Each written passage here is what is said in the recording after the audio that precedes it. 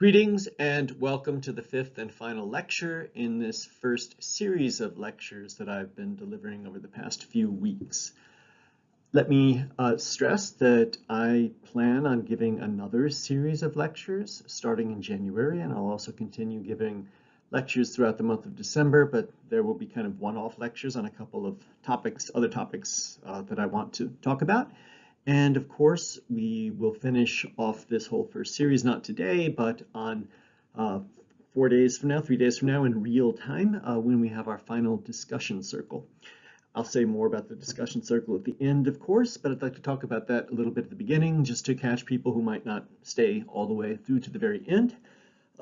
When I first announced that I'd be doing discussion circles, for the very first one, I got a flood of people who were interested, about 20 people, and I could only offer invitations to about 4.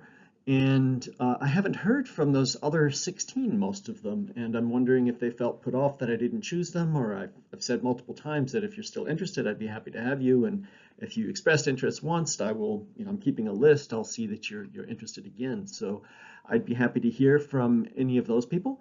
And then also, one of the most gratifying things about being back and teaching in this fashion on YouTube with these lecture series is seeing the community of interested people who are really engaging in the discussions, comments sections. And I have noticed that there's a good number of people there that haven't been on the on any of the discussion circles yet. And so I'm going to call you out by name because I'd love to have you on. It is very gratifying to get people to associate a name and a face and a personality with some of the comments that have been coming in. So Christopher Stead, we've already talked about getting you on. There's another Chris, I don't know if that's the same as Christopher Y, I don't think so, who was on the first discussion, who's also contributed a lot. Dmitry Tetkin, Vakan Vedakainach, Treya Malesh, Chad Privet, Simon Jurado, Jackson Powers, TMHC 72, Ryan Smallwood, Craig Nordham. You've all made really interesting substantive comments at some point in the not too recent past. So if you're interested in being in a discussion circle, it'd be great to have you on. And then I know from my years as a classroom teacher that sometimes people who are not necessarily raising their hand and asking questions or submitting comments in this format are still very actively engaged. So if there's anybody out there who has been watching this whole series and you think, gosh, you'd be on, please just contact me in the same form that you'd like to be, and anybody who's interested. My goal is to give everybody who is interested a chance to come on and have a chance to talk with me and with the others who are interested in engaging on this topic. So once again, we have been using for this first series Robert A. Hall's book, New Ways to Learn a Foreign Language. It's not new, it's about as old as I am, but it's not well known, and I thought that it deserved to be used as kind of a textbook for people who have this condition that I've called polyitis, which is the sort of compulsive desire and need to learn lots of foreign languages because you love it. You find it fascinating and interesting and gratifying and fulfilling. And so most people who do this to speak, and so they turn into polyglots. And I've called this lectures on polyliteracy because I've realized through the course of my own development that I've always been much more interested in reading and analyzing texts, and that sort of has developed into a way to combine my background in comparative literature with comparative philology and love of not reading just stories and novels. I mean, I love those too, but also reading things in the great books tradition of really challenging philosophical and theological and other kinds of spiritual works. So polyliteracy is a way that I do what I do, and a term that I've found to give it. And I'm really happy and gratified to find that there are others out there, far more than I suspected, who share this similar interest and passion. And so I'm happy to sort of gather you together in this community of learning as we go back and look at Hall's book, because I think he's coming from a time period when learning languages was still centered more around ultimately on that goal of reading literature. And I think that some of the chapters that he talks about today are indeed the best and most applicable ones to those who have expressed this general interest in polyliteracy. So let's get on to today's lecture. As always, reviewing what we did last time. Last time was part 4 on interference from old habits, and had 3 chapters. One was on sounds, one was on forms, and one was on syntax. And we have provided for you, Matthew out there provided first and foremost the PDF of the file, so it's in the link to these videos if you're interested in reading along. Again, I'm putting these out and sort of conducting these in real time in November of 2021, but videos go up and stay up there for years, and people continue watching them and find them later. So if you are coming along later and you'd like to read the text, it should still be available with this link. Hall developed in these 5 sections of the book. They're each about 25 or 30 pages long. And so each of these chapters is about 8 or 9 pages long. And he devotes equal time, obviously, to them. Although in my lecture about them, my presentation, I gave attention first almost exclusively to chapter 14 of sounds. Because in each of these chapters, what he does is he's an American, and he's working for an American audience, and he's looking at problems that, difficulties and problems that an American learner of foreign languages is likely to encounter in learning foreign languages, and he promises to give some solutions for how to overcome these problems. Now, first of all, he doesn't fulfill that promise in any of these sections. He doesn't provide any solutions, but he does point out the problems. So I gave some solutions after the ones on sounds, but as I said, I kind of slighted his chapters on forms and syntax because it seems to me that what he has to say about sounds was much more widely applicable to everybody. What he says about sounds, he goes through in great detail the things that a native speaker of American English, the habits, the speech habits of American English are likely to carry over into any foreign language you learn. Will obviously have its own inherent difficulties that will present problems to you to master sounds that we don't have. But we're also going to carry over sounds that we have into anywhere we go. So the things that he mentions in the chapter on sounds, on phonetics, are problems that you are likely to encounter in any language you learn if you're a native American speaker. And conversely, the way he outlines them, I thought it was equally applicable to any non-native speaker of English who wants to learn how to speak American English. You can flip around the descriptions that he gives and aim to do these things in your speech habits to sound more like a native speaker of English. So that was one reason I found this chapter very valuable. The second reason is that I found, and this came up in the discussion, and I've looked around, the problems with making sounds are not just for a learner. They're not just for beginners. There are many advanced speakers, advanced learners, people who have a very good understanding of a language, who still, when their vocabulary and their syntax and everything's very highly developed, do not have pronunciation that is easy to understand. It's not satisfying for them. It's not satisfying for the hearer. So these are things I think that it's something that it's a standing problem. Whereas the problems that he talks about in chapters 15 and chapter 16, basically for chapter 15, you can reduce it the way I did. Basically, English, Old English, Anglo-Saxon, was about as inflecting a language as German is today. And now English has become an isolating language. So over the past 1,500 years, English grammar has become simplified, streamlined. And so we're not used to seeing as much grammar as we're going to see when we learn a lot of other languages. But you can't carry that generalization over to any specifics. So he talks about specific things in specific languages, but it's not equally transferable. Likewise with syntax, as I just said, English has become an isolating language. So we have a much more fixed word order. And so we're tripped up by the non-fixed word order, or the changing word order of other languages. But beyond that, what he does in these 2 chapters is he gives specific examples of things that you might encounter. And I actually, unless you're a polyglot or unless you've studied a lot, If you're just a new learner, I would encourage you maybe not to read these chapters right away, because what he's doing there, I've used the term many times, is he's making mountains out of molehills. If you haven't seen something already, and he points out that, in Swahili or other Bantu languages, you have scores of genders and there's all these difficult things. It makes it sound like it's really hard to learn, and it isn't necessarily. So I didn't see general applicability there, and I saw the potential for these chapters to backfire and to just frighten people rather than help them.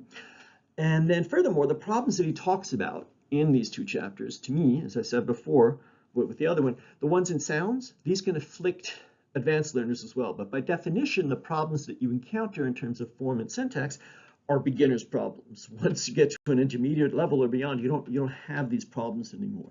Having problems of the kind he points out are a hallmark of being a beginner. So that's what we talked about last time. So this time, moving on to part 5, which has 2 chapters on language and context and a conclusion. He talks about real life and imagination, and this is the chapter that I think is most applicable to polyliteracy, as I've been defining it and talking about all along. He has a chapter on audiovisual aids, reality, and activities. This is a chapter that I think, as I said, a book is going on 60 years old, and for the most part, it's surprisingly not dated, but this chapter is kind of dated. He's obviously writing way before the computer era, so it's interesting to look and see what's changed and what hasn't. And then he's got his conclusion where, again, he's defined his whole approach as the linguistics approach, so he talks about that and gives some good final philosophical closing remarks on why one ought to engage upon learning foreign languages and literatures. So, chapter 17, real life and imagination. He opens this by talking about how he calls it, it's possible to study the structural aspects of a foreign language and avoid. And I would go even beyond that and to say most of what I've done most of my life, and most of what any poly person is going to be doing, is you're going to be learning languages on your own. You're going to be learning languages, and this is what that's this definition of a foreign language, as opposed to a second language or a school. It's a language that's not used in the context. So it's something that you're studying the way you would study a history book or study something else. So it's totally possible to take a handbook, a manual of a language, and to just have that be your object of study in front of you.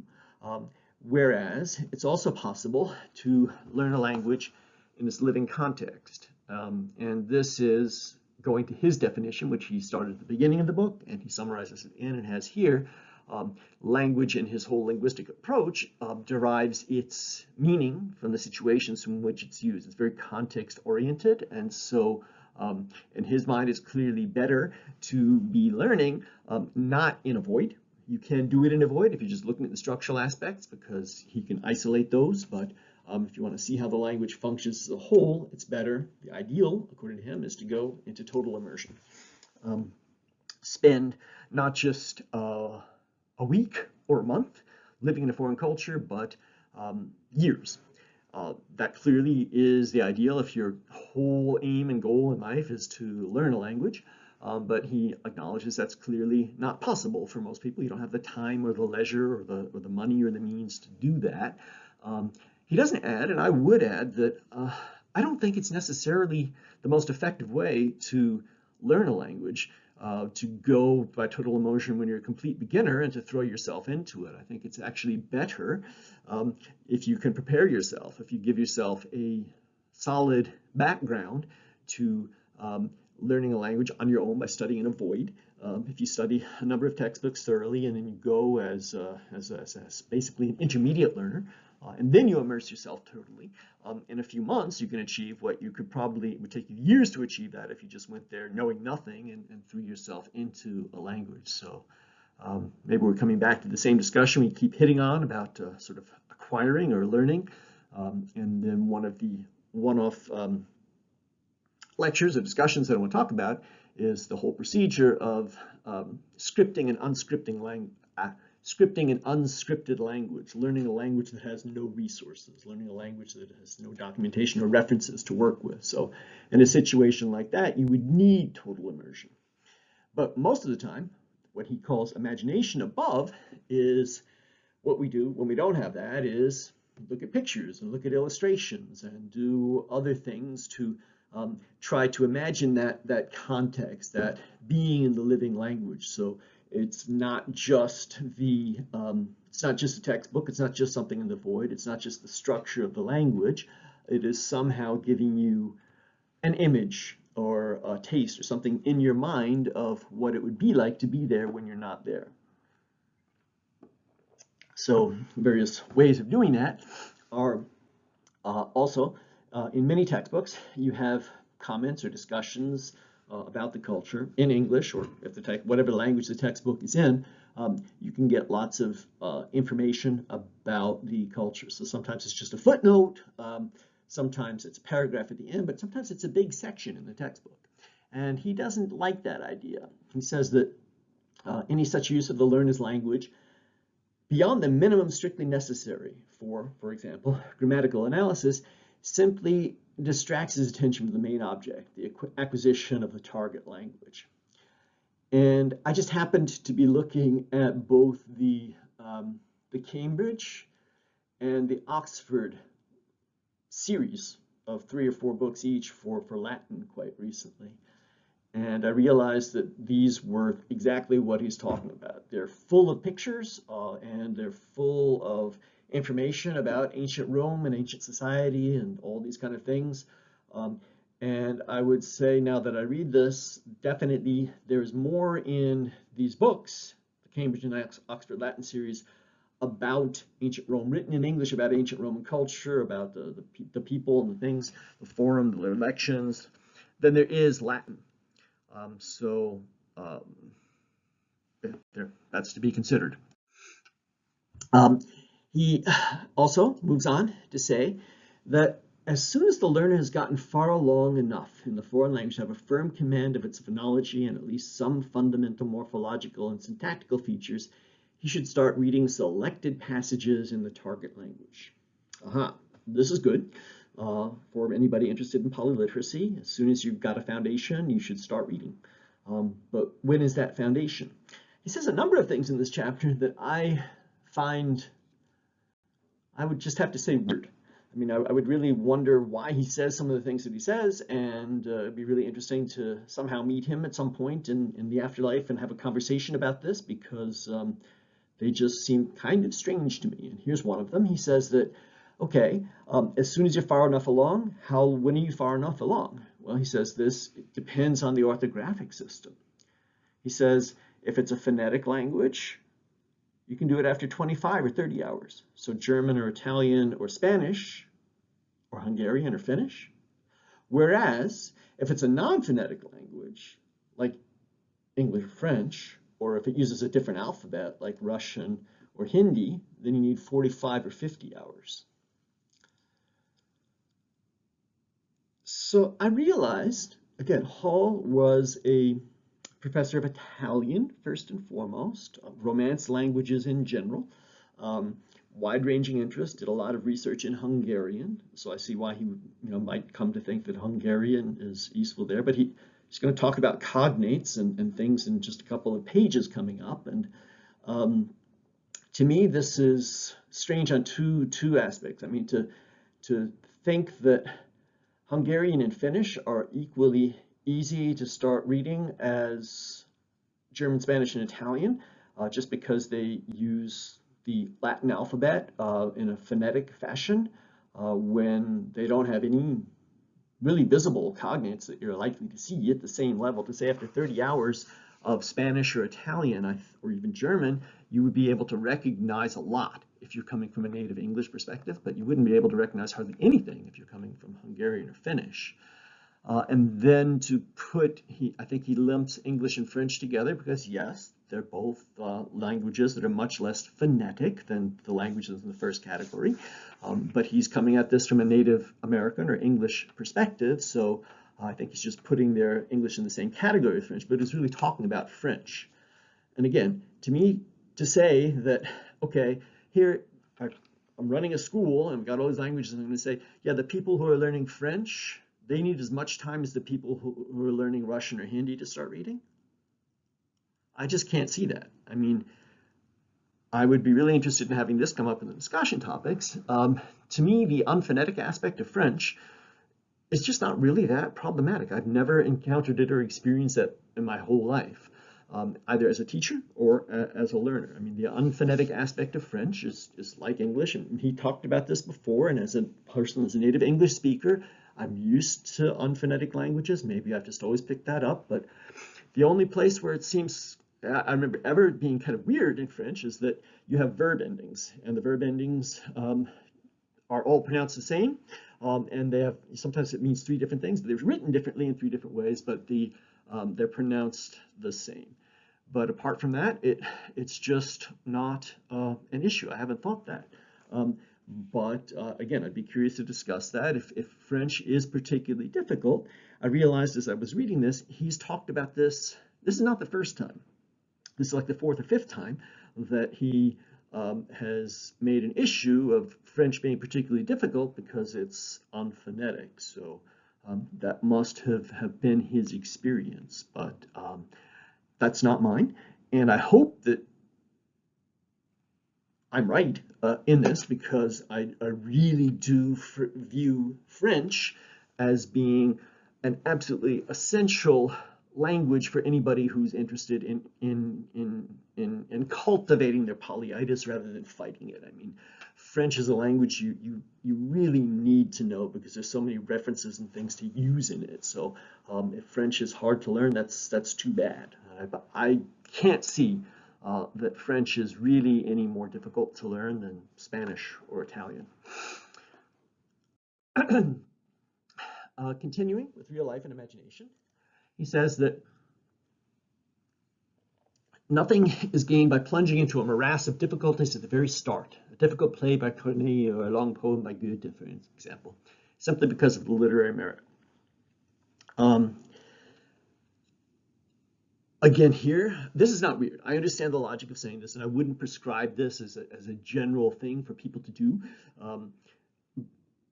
But for people who are interested in polyliteracy as such for that particular reason, if this is your particular goal is to read Goethe or Corneille, then I don't think that this is a problem. I think this follows your interests. And I think that if you read some of the biographies or autobiographies of preeminent polyglots of the 19th century, many of them did exactly this. If this is your primary interest and primary reason, then it is perfectly possible to go straight to the heart of the matter. And basically you can do this, and I think it's been done in what I have referred to more recently as sort of the Harry Potter stage. This is a higher level of literature, obviously, than Harry Potter, but that is to say, if you know the material already, then you can, and you've read it in translation, then you can go and you can read it in the original. That really facilitates the task. So if you're doing this in that fashion, and this is your main interest,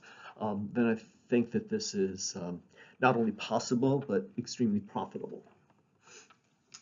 Then he goes on to talk about graded readers, word counts, and frequency lists. And again, this being a book that's almost 60 years old, this predates Paul Nation and any of the studies of extensive reading, intensive reading, and all that kind of list things. Obviously, people were doing these things long before that. Then he talks about these being these are generally quite useful, but he puts some warnings on there, and he talks about there being stages in the past already, I think in the 1920s or 1930s, when people got really into these and got into kind of limiting the amount of words that you had to make it easy. And I've seen books and readers like this as well, where if you try to limit you got to get people reading and you only give them 100 words. I mean, it kind of, he points out that this can hold you back. I mean, this is not graded readers. If there's nothing to help you develop, then it's not a challenge. And that's the whole idea behind, ultimately doing extensive reading, is that you want to have words that are there that are challenging you and you can learn. Now, how can you learn by challenges other than just having things that are limited to, say, the first 100 to 150 most common words? He talks about the importance of cognates, and again, that's why I just can't get how he can think that Hungarian and Finnish are easy, whereas French is hard, and guessing from general context. And he has a lot of good general purposes or general things to say about the value of guessing here. He talks about the fact that there are teachers, language teachers, who are kind of afraid of guessing, because and he talks about people wanting to have mathematical precision with the way you phrase something in a foreign language. And he talks about teachers holding people to an impossible standard of exact, complete translations, and how this can be really make people lose interest. And when I read this, I thought about something that I've experienced in my own life not that long ago. The homeschooling my sons, for a while they were produced by, when my sons were like 10, 11, 12, that is middle schools, Middlebury College, which is renowned for its language programs and immersion, things like that. They've got a whole series of courses, homeschooled courses for self-teachers for that middle school age. And they basically, without doing it pedagogically with intention, but just by the medium of it being basically a computerized course where you have this, they end up doing exactly this, holding you to an impossible standard of exact, complete translations. At any point in these courses, for we were doing German and Latin and I forget other languages, there's a translation section, and you need to put something in and put in the translation. And you have to say it. For Latin, there's many ways that you can translate a particular sentence. Again, the word order is selective. There's other ways you can do it. There's no one correct way to put in a Latin sentence if you've translated from English into Latin. But this program basically holds you to that. And for me, because I knew that, and I knew Latin, and I knew this, I just found this frustrating that the program was like this, and I tried to communicate with them and see what there's anything to do about this. But if I were just a typical homeschooling father who didn't know the language myself, I wouldn't know that it's possible to phrase this otherwise. I would just think that we were wrong. This would be frustrating and make the language seem a lot worse than it is. So this is something that's still out there in many forms, hidden forms that you need to watch out for. Continue on about real life and imagination. He continues talking about guessing and talks about, so if you can do things without being held to that impossible standard, and if you can learn particular vocabulary and reading in this way, he says there are two real advantages of this. One, that's just the way we learn. We learn anything. When you just look at the world to see how things are going on, you surmise that this is the explanation, this is the way things are, and whether you're right or wrong, you refine that or change that, and that's the way we learn. So why should we cut that out of the specific language learning process? And then he also points out that if you can learn a word by guessing its meaning, seeing it in context and seeing it, that this is a better way of remembering it than looking it up and saying, oh, that's what it means, and then you forget immediately. And I think that this is very true. Again, I just think that this is the natural way of learning. If you just keep reading and reading and you see words in context, you come to know lots of vocabulary that you don't remember specifically learning. It just grows inside of you. Whereas, yes, everybody has had that frustrating experience. You look up this word and you look at it again and again and again, and then, oh, that word, I've looked it up again, and somehow it just doesn't stick. So I think that he has a very good, valid point here. When it comes to looking at words, here he seems to have some sort of a pet peeve. This is a quirk, kind of cranky thing that he says here. He says, recommends making your own dictionary when you do look up words. He recommends putting it on cards so that you can move it around rather than making a big messy list on a piece of paper. But he also says he really doesn't like people writing between the lines in a text. He thinks that that's useless. I totally disagree. It's hard to read if the text is very small and you put this in, but if you can write small, or if you can photocopy a text and make it large, and you end up making your own interlinear text, I don't see that there's any problem with that at all. I love this, what he says. The learner should read as widely as possible and should go ahead as fast as he can even when this involves leaving a half-understood passage behind, to be returned to later, bringing the insights of further experience in the language. This is so true. This really exemplifies, inspires, just encapsulates that whole cyclical approach to, first and foremost, learning, internalizing the text of an ideal manual, a semiolinguophone type manual, or then any other kind of book that I've seen, rather than agonizing about needing to understand everything perfectly in a passage. If you peel layers of an onion, if you go over it, when you return to it, you find that you understand things that you didn't understand the first time. And I think that's one of the basic principles of reading, as Mortimer Adler talks about it. I mean, when you are reading a challenging book, forget about a foreign language, you're reading a challenging book, you're reading a work of philosophy, read it through. Don't worry about the things you don't understand. Focus on what you do understand. You're going to get you'll have a better idea of the whole, and then you read it again. If it's worth reading, it's a valuable book that has something to say, can teach you something, you read it again. And with the light of what you understood the first time, it helps you understand it much better the second time. So this is a beautiful philosophical stance here. He talks then about the use of songs, proverbs, short poems, very much in favor of them, saying that they're helpful at all age levels. And again, this seems kind of strange what he says here, not strange in a weird way, but just doesn't reflect logic or my experience. He says that in his time period, apparently in his experience, he said this was common in teaching German, but the teachers of Romance language looked down on it, thought it was just for little kids, didn't approve of it. So he's at pains to say that it can be very valuable. I find that hard to imagine teachers as a whole of Romance languages sort of uniting as a whole against using songs and poems and proverbs. They've always been parts of things I've looked at, but that's his experience. Okay. Apart from these giving insights into the culture and being parts of realia, these are things that are inherently easier to memorize because they rhyme. Songs and poems, they're musical. These are things that not only can you read them and they help they're authentic, but because of their rhythmic structure, they will stick inside your head. So that's one of the main values that he sees in them. And they are an entree into literature, which is the whole point of polyliteracy and language learning from the old-fashioned standpoint of many teachers, people getting you to be able to read literature. So as you talked about before, you can start reading authentic texts after 25, 30, 40 hours or so.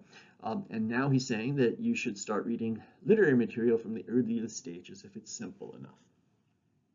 So what does he mean by this? He's saying, okay, you can introduce beginners and intermediate students by means of this to the belletristic style that they're ultimately going to encounter, because yes, in many languages, the way you write a story is just, there are different conventions, and you get used to it, you don't think about it, but it is quite different from the way you speak or the way you write a letter or an everyday text or something.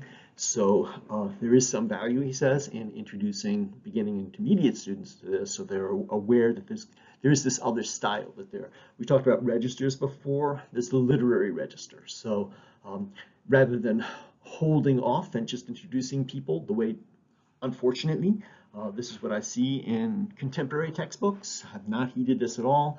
If you just pick up most textbooks from Colloquial or Teach Yourself or many other firms, you will just learn the colloquial spoken language and you get zero introduction to any kind of literary language. So that's one reason I chose this book to start with, because he does see the value in getting you started holistically and knowing that there is this other register that's coming. He says that only advanced students, though, can take the artistic medium for granted and concentrate on the author's intended meaning. So that's good to know. So as a beginner, you get used to the style, and then once you're used to the style, you know the style is there, then you can start reading on this meeting. But what does he mean by advanced students? And here again, I would just love to be able to hash this out with him at some point, because what he says here is just incomplete, does not mesh with my experience at all. He defines advanced as needing 270 contact hours or 6 semesters in study in the case of familiar West European languages. So you need to study 3 years of a language in college before you can read literature in West European languages.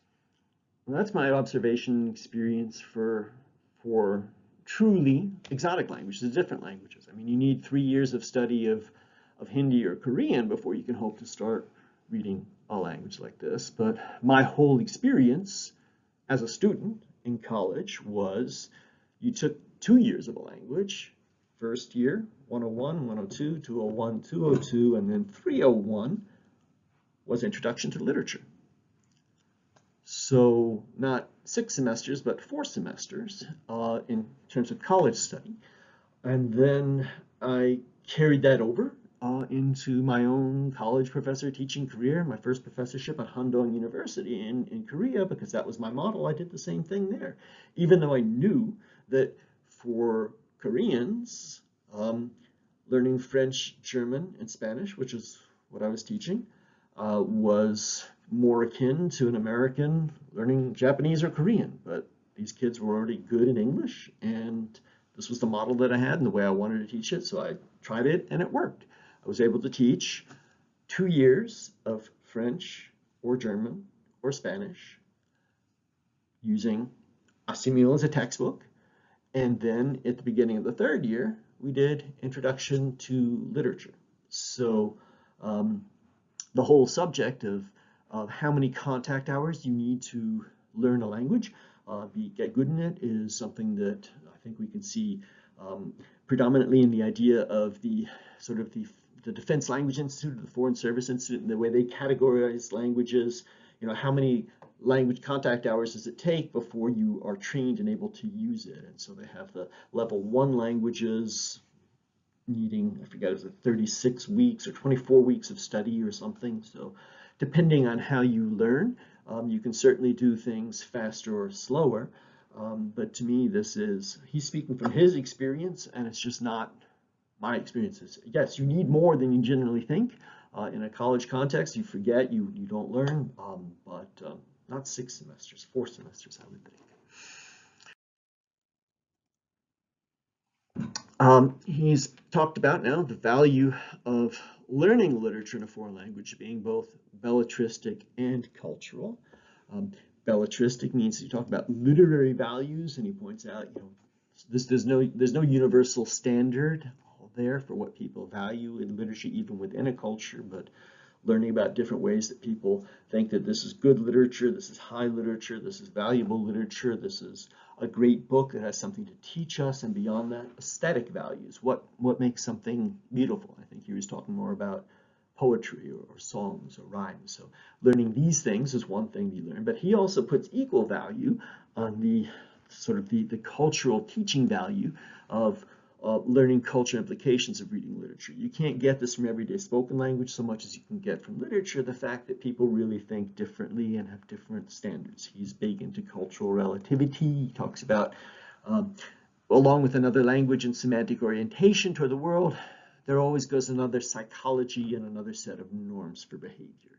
And you see this in reading the sagas when people go on vendettas, and he uses some examples of revenge in Spanish drama and this kind of thing. So I think this is very true. And again, he sees literature as a great teacher of cultural relativity, a way of taking off the blinders of thinking that the way I do things, the way my culture does things is the only way, the right way, the normal way, and realizing that there are other ways of doing things. Then he moves on to talk about translation. And translation, obviously, he's talked about this before, there's been a whole method of teaching languages by means of translation. It's one of the tried and true methods. It's come under lots of attack. Most people don't like it today, but it's still around in some old books. And there are people who can learn from this. There are people whose minds are adapted to learning by and forth of translation. And then there are people who are going to become translators for whom it's good. And then there's the general fact that although pattern drills, unfortunately, have been banished from most textbooks still have translation exercises to a slight degree, even from early levels. And he's not happy about that. He says that translation is best postponed until the learner can benefit from analytical equations. There's no point in doing it when it's mechanical. There's no point when it's just teaching you orthography. There's no point in doing it when you're at a very low level. He divides it into different stages. Translation is not for beginners. Translation can start at the intermediate level, and you can start by translating from the target language into your own language. So you're learning a language, that language you translate back into your language.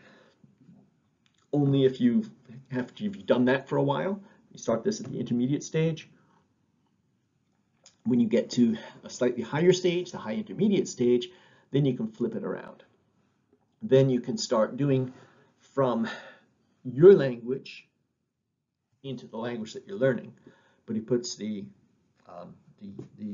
caveat there that you can't introduce new words. You can't introduce new constructions. You have to be very careful to be doing this as a sort of review. Talks about the value of review grammars and review dialogues before. This needs to be a review of the material that you've done before, not new material and not new words. When you get to the advanced level, he says it's an extremely difficult but extremely valuable lesson to take not just any work, but a literary work, a poem or a story or something in your language and try to put it into the target language, and you started to become familiar with its belletristic forms. Do it nicely, do it well, do it slowly, and try to say, how would this story be told? How would this poem sound proper and nice in the target language? So at the advanced, you can start putting literary works from your own into the target language. And then when you really get advanced, the ultimate thing to do is to compose, to write in the target language.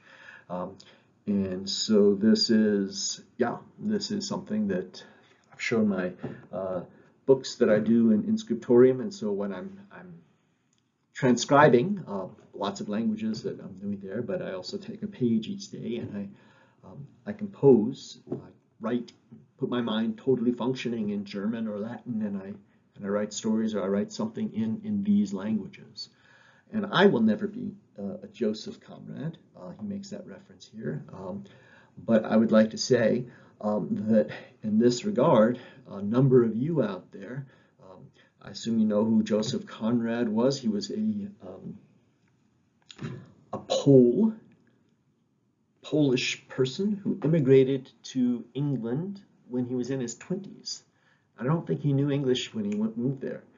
And apparently going back to chapter 14 on sounds, he always had a really thick accent that made it really hard to understand him when he was speaking.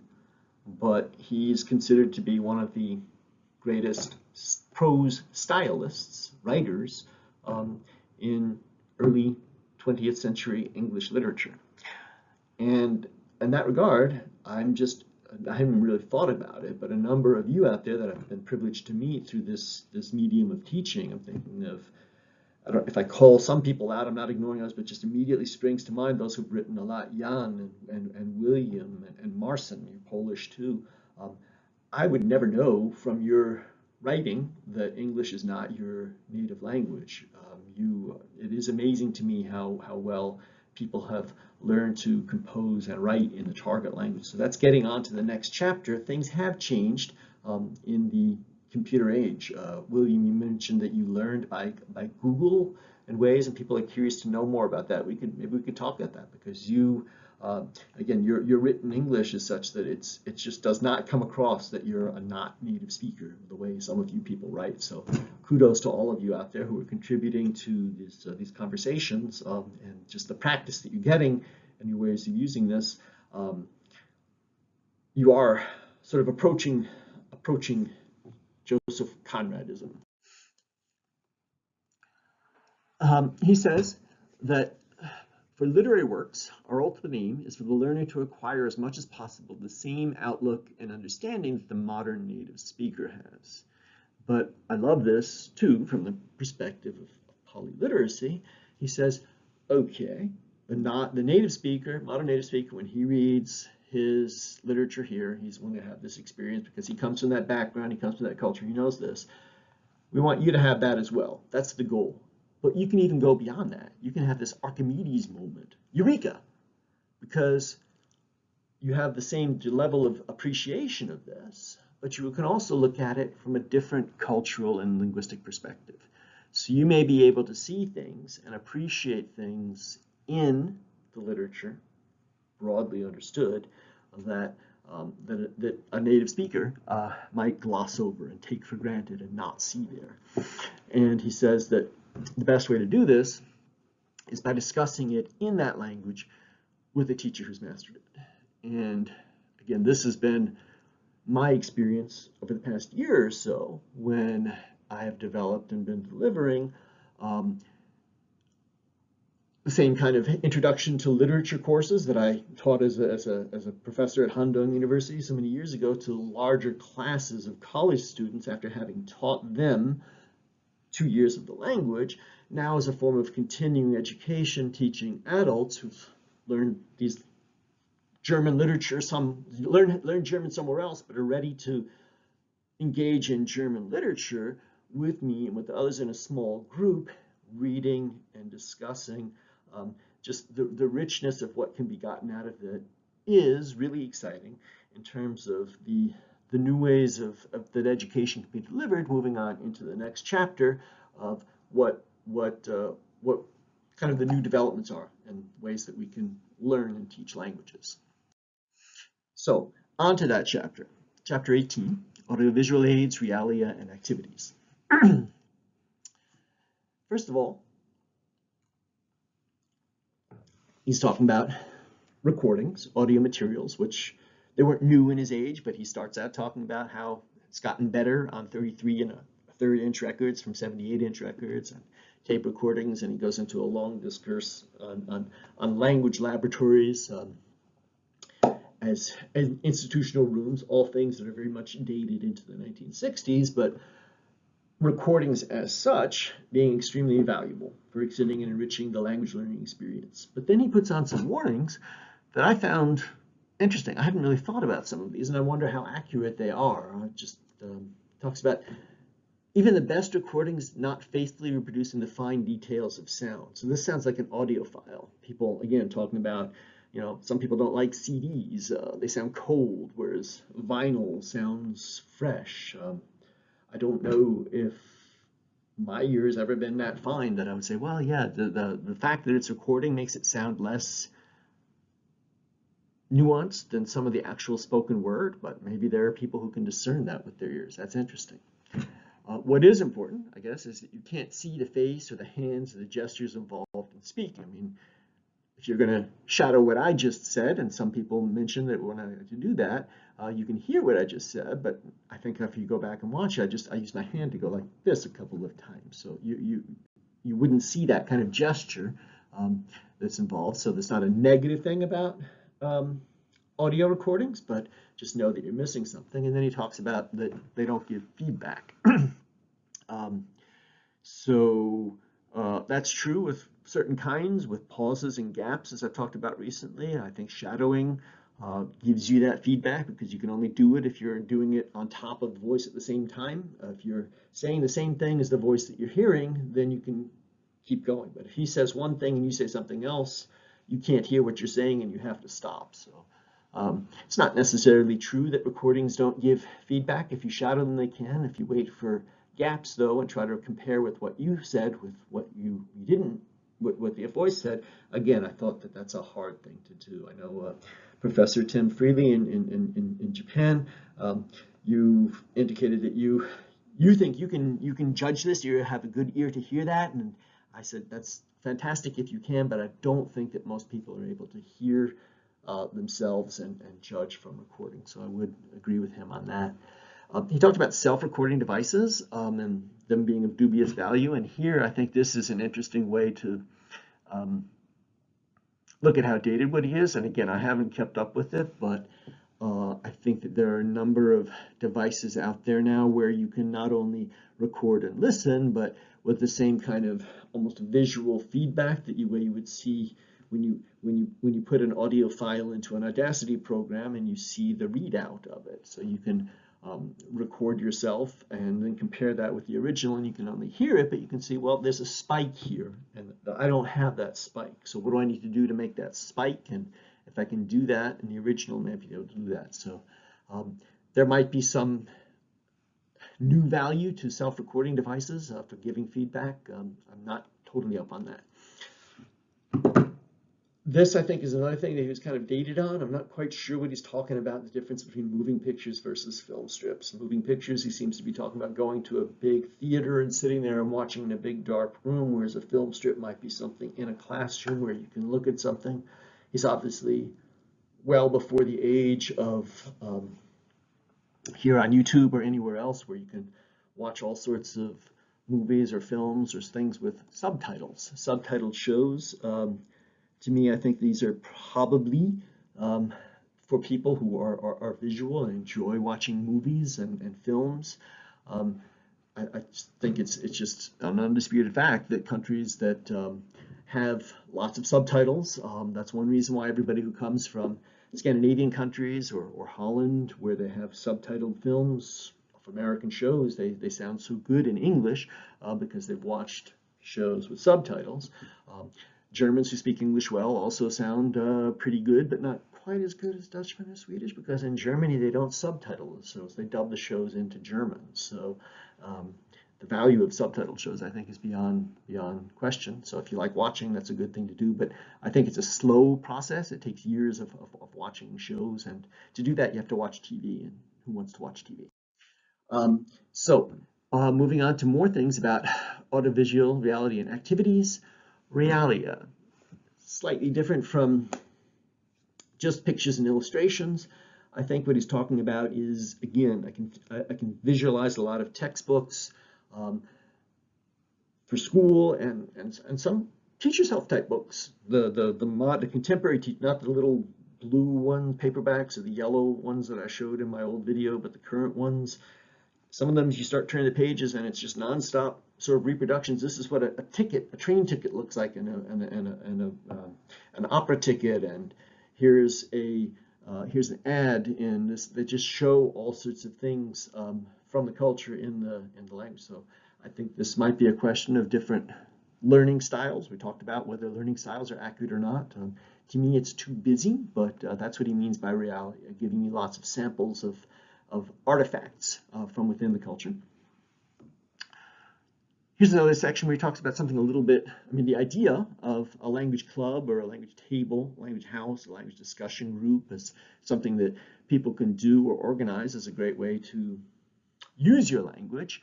He says something a little bit weird here about it needs a woman to organize it. Usually it has to be an energetic woman can get this going. Men can't do this, but women can. It talks about putting on plays as being an extremely valuable thing. Again, like the memorizing of things that you do with poems or songs, but also role-playing and engaging with others. Obviously, you can see the value of that. But then he gives a kind of warning. He says, all these things that we've been talking about in this section, audio, everything in this whole area here, they're adjuncts. They can be very valuable adjuncts, but they're still only adjuncts. They're only useful as they help you with the main task of internalizing your target language. They only use languages about getting new behaviors, getting new habits, getting new mental and physical habits of speaking and understanding and thinking. These things are useful if they help you, do that. But if they overwhelm you, if they become an aim in itself, as I mentioned, those Oxford and Cambridge Latin series books, having more realia, more pictures, and more information in English about ancient Roman culture than they actually have Latin teaching and Latin lessons, they kind of become an aim in itself. And learners can concentrate upon to the point of neglecting the target language. And I've seen this for years in people in the polyitis community. Rather than studying languages, you get hung up on collecting all the materials. I've obviously done that myself. You get a big collection of languages and you worry about the best methods and you do all these kind of things. And so the preparation that you put into getting ready and planning and doing these things and setting up a perfect schedule and doing these things can get in the way of actually doing the learning. So this is a warning that I think that he puts out that's valuable as a general idea. Moving on to, again, all of this that he wrote is in the 1960s, totally, when they had computers back then, but they were giant machines, not at all like what we're using right now, what my cat is about to walk in front of. It's something in front of you can put on a desk and interact with the whole world in this way. So he's not aware of that. It hadn't existed yet. And that does bring a couple of things. But just picking up right from where he did there, just articulating my own, I guess we have to call it technophobia, it might be. I'm not a digital native. I'm obviously doing the best that I can with these, but I would just say, in terms of what I just talked about, what he highlighted, the tendency to get caught up in collecting or preparation rather than actually engaging in the material is by design, it's inevitable on the computer.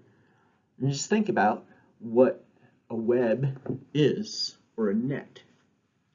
These are things that you get caught in. That's the whole idea of it. That catches you and holds you there, and then you can't get out. And that's absolutely my own experience all too often. When I go on to the computer and I'm starting to find some information, I do get some good things and I get some good things done with it, but it catches you in a web or a net, and there are only so many hours in a day, and if you're trying to keep a schedule and get things done and be a focused person rather than getting distracted, getting caught in a net or a web is not a good thing. So there are a lot of things computers are bringing us, but there's also a lot of things that people present as new or think that are new that really aren't. So there's a lot of apps and stuff out there that, to my mind, is just not all that exciting. One question that always comes back, somebody's always asking, well, what do you think about Anki for spaced repetition for memorizing vocabulary? Well, honestly, I don't think anything of it because I don't like memorizing vocabulary. So I don't use spaced repetition, so I wouldn't want to do it on Anki. If I did, I can do it on an old box full of cards. There's no point, and there's nothing particularly new or exciting or special about that.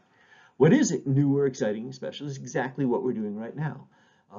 The ability to teach on YouTube, to have Zoom discussion circles, to interact with people around the world, break down those barriers. So unquestionably, this is incredibly easier, in a sense, to engage in language learning and language interaction today compared to Hall's day.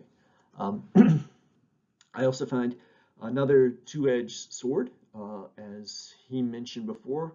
It's always been the case that if you look stuff up in a dictionary, you can forget it right away, but if you look it up in a paper dictionary, it can take you longer. You can see other things that are there.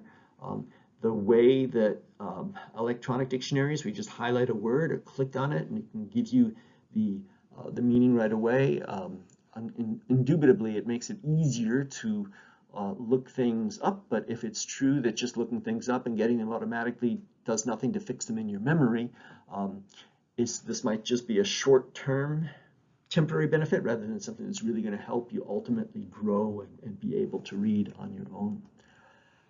I honestly find the best part of computerized learning. The reason I get caught on the net and spend so much time is tracking down materials. And there's been so much, there's so many endeavors, Project Gutenberg and Google, and all these other things, all these, I mean, keep coming back to Latin, for Latin, there's people, throughout the 18th and 19th century, there's so many good books produced for, self-teaching of Latin and learning of Latin. These things are out of print, but they're all available out there, and sometimes very obscure little sites or bigger sites or whatnot, but there's so much material that's been digitized from the past when the copyrights expired and something here.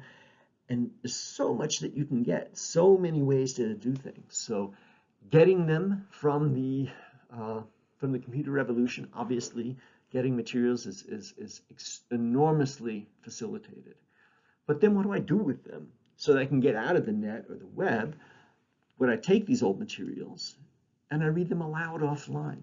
I've mentioned this over and over again. I mean, yes, scriptorium, I'm already reading aloud when I'm doing that. Shadowing, I'm doing things aloud. But even better than shadowing, the most essential thing that you can do for really bringing the language alive to yourself and enjoying the language and hearing it, literature in particular, reading aloud. Reading aloud is the ultimate pleasure, the ultimate way of engaging a language, and the ultimate way of learning a language. So you can get materials off the computer, but then turn it off, get off the net, and read things aloud offline. Chapter 19, his conclusion, the linguistic approach. He talks about here, people are thinking, what is this? Is it a method? Is it something you actually do? A way of doing things, a way people learn by translating, or shouldn't, or maybe do, or learn by other things? He says, no, it's not a method. It's a standpoint. It's a point of view. It's a perspective of looking at how we understand what language is. Going back to his early description, I think at the beginning of the book, that language is oral, auditory, habitual, systematic. It derives its meaning from context. It's got these features, and if you keep these features in mind, if you look at language like this, okay, then you're going to succeed in learning the language to a much, much higher degree than if you don't do this, if you forget about this. And who forgets about this? School districts who just teach grammar for passing a test, for getting to a certain level, for getting, having something be standardized. Reducing languages to this, so it goes back to the whole question that he starts. This is, people find language learning frustrating. They spend years doing it and you get nothing out of it because people don't look at language as being oral, auditory, habitual, systemic. They look at it as being, these are the rules I have to memorize, I have to pass this test, I have to go on to these other aspects of language. Or likewise, I would argue that people just looking at language as only being colloquial conversation. Or other ways of looking at language, not keeping a broad perspective, not having some of those philosophical perspectives or points of view, but just looking at it as a practical task, functional task. It's kind of self-defeating. So he says he's fighting in his time, obviously, the old guard of people who thought, well, you should be learning how to read literature. No argument from me there. And people thought, well, because you're saying that language is oral and auditory, people are worried that you're not going to get to that reading thing. But he says what you do when you have this holistic approach to understanding how language works, what it is, you will develop in order, in sequence, your ability to hear, your speak, to read, and to write in that order, with the result that these last two, reading and writing, that was the whole gist of one of his earlier chapters, that they're based on this, they're more effective. If you base reading and writing on subvocalization of something that you are able to understand the phonetics of and therefore reproduce the sounds of, then you will be able to read and write better than if you cannot do that. So literature teachers, people who want to learn literature, you don't need to be afraid of this method. You should embrace it, because the result is that students who have this completely linguistic oriented training can end up appreciating literature in the foreign language better than other students. And this comes back again to what he's seen the value of appreciating literature in a foreign language. His value of this, he iterates again and again, that it teaches you the linguistic and cultural horizons that you cannot see if you're just monolingual. And you are inevitably going to have ethnocentric blinders on. You're only going to think that the way we do things or say things is the natural way of doing things. Whereas if you can expand your horizons by means of being able to develop the ability to learn a language well enough to read its literature, you will overcome that. And then finally, his ultimate conclusion, I really, really appreciate the philosophical tone that he takes at the very end of his book. He says, well, beyond that, beyond the value of what we just talked about, there's an immensely important positive factor favoring foreign languages and literatures. And what is that? We people today, we are privileged to have an enormous amount of leisure time, of ways that we can engage and use our time. But we're under attack. We are under attack by our own culture. If we're able to escape further cheapening and vulgarization of our existence through the debasement of our mass entertainment, and he's talking about radio and television shows in the 1960s. And I don't think that television shows have gotten any better or any less vulgar in the past time. And if we're talking about the computer revolution, I just focused on the wonderful value of being able to find Orbis Pictus digitized and being able to get that and use that. But honestly, what do we all know? What are the main uses of the computer and the internet? I mean, it's a commercial device. It's designed to commoditize you and sell you stuff. And for all the people that are getting Latin dictionaries and stuff out there, what's the main use of the computer, the internet? It's pornography. Pornography. So if we want to get over this debasement of our mass entertainment, we shall have to do so by cultivating our individual talents and interests along as great a range of diversity as possible. That sounds like poly to me. Get lots of different, he's talking about languages and literatures, as great a range of diversity.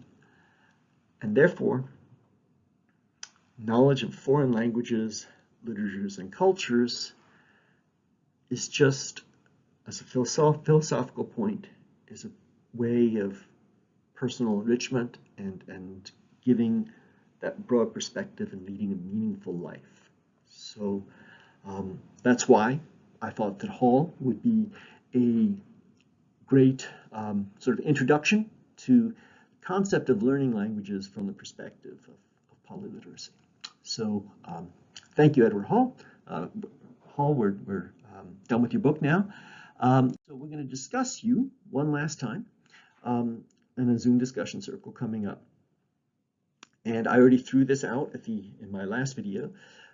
It's just occurred to me that we might want to do this in a different format. We could do it in the same format as normal if, again, I read out a list of names of people who have been contributing avidly to the discussions. Christopher Stead, another Chris maybe, Dimitri Tetkin, Mac Amerikanich, Trey Malesh, Chad Privet, Simon Jurado, Jackson Powers, TMHC72, Ryan Smallwood, or Craig Nordham, or anybody else who hasn't had a chance to come on and be in a discussion circle. If you'd like to be, if I can get 3 people, normal type, again, use the link to contact me and let you know you'd like to come. One thing we can do is do that. Another thing I've suggested, we might want to have a panel, just as an idea, came to me, not that you're necessarily have to speak for the whole group or something, but I think that those who were on previously were more engaged in that section definitely read those chapters and gave it a bit more thought. So if we're having a summary discussion of the whole book, if we had somebody from each of the prior sections, that would still be a small group, and we would be able to sort of go back and see how it all ties together now that we've done the whole thing. And then another way we could do it would be just a general question and answer. So everybody who's been on could all come back. We've had 11 people. I don't think that will ever work, that we'll be able to get everybody on, because I've got basically 3 broad time zones. We have people in the Americas, North and South America. We're all kind of in one time zone. We have people in East Asia and people in Europe. And if you look at the World Time Clock Meeting Planner, there's never a time that is not going to be in the dead of night for some group there. So we've had 4 people in East Asia, 4 people in North America, 3 people in Europe. So we might be able to get 7 or 8 people to come on if everybody's interested in doing that. Again, give feedback or suggestions, and we'll work it out somehow. If I'd like to have it be my normal time, but 4 o'clock on a Friday afternoon, but if it's going to be with the Europeans, we can move it to the morning. Let me know who would like to be in this discussion circle.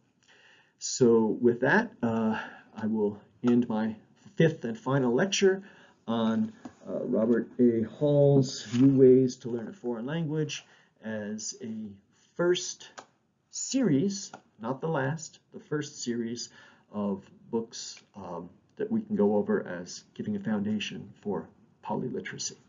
Thank you very much for your interest in this topic and in listening to me, and I wish you all the best, and I will talk to you again. Thank you.